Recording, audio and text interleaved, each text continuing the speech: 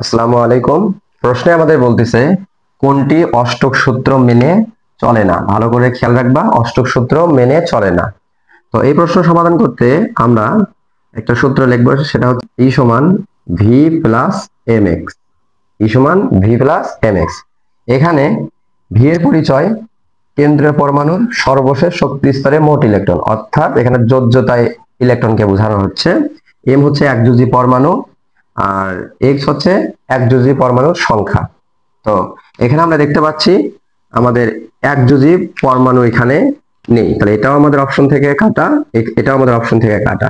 তো বাকি থাকে আমাদের দুইটা, এই দুইটার মধ্যে দেখা যাচ্ছে এখানে কোনো কেন্দ্রীয় পরমাণু নাই, তাহলে এটা আমাদের কাটা, এটা হচ্ছে সঠিক অ্যান্সার। তবু আমরা এটা একটু চেক করে দেখবো যে এটা আমাদের সঠিক অ্যান্সার হয় কিনা। তো করার জন্য কেন্দ্রীয় পরমাণু হচ্ছে ব্রোন। ব্রোনের আমরা দেখবো সর্বশেষ শক্তি স্তরে কতটা ইলেকট্রন থাকে। আমরা যদি একটু দেখি, প্রথম শক্তি স্তরে থাকবে দুইটা, ব্রোন যেহেতু 5, পরের শক্তি স্তরে থাকবে 3। তাহলে আমরা ভি এর পরিচয় কেন্দ্রীয় পরমাণু সর্বশেষ শক্তি স্তরে মোট ইলেকট্রন 3 প্লাস একযোজী পরমাণু 16 ঋণের যোজনী 1 গুণন তার সংখ্যা 3টা। তাহলে আমরা দেখতে পাচ্ছি 3 একে 3 আর 3 এ 6। তাহলে ইলেকট্রনের সংখ্যা 6, অর্থাৎ 8 এর কম। তার মানে অষ্টক সূত্র এ মেনে চলেনি।